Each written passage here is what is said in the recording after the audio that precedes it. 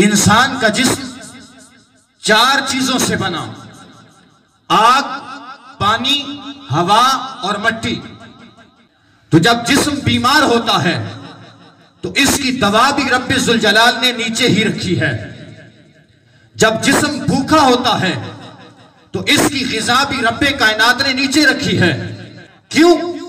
انسان جن 4 چیزوں سے بنا تھا ان کا تعلق نیچے سے ہے، تو اس کی دوا، اس کی غذا بھی نیچے رکھی۔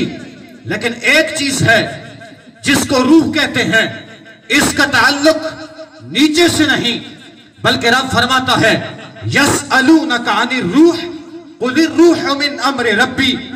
اے انسانوں، یہ روح اوپر سے آئی ہے، یہ اللہ کا امر ہے۔ اب سوال یہ پیدا ہوا، جسم نیچے کی چیزوں سے بنا ہے، جسم بیمار ہو دوا نیچے سے ملتی ہے، روح بیمار ہو جائے دوا کہاں سے لائیں گے؟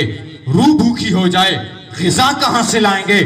فرمایا قد جاءکم من اللہ نور، بے شک رب کی طرف سے آ گیا تمہارے پاس ایک نور۔ اس نور سے مراد ذات مصطفیٰ ہے، اس نور سے مراد ذات مصطفیٰ ہے۔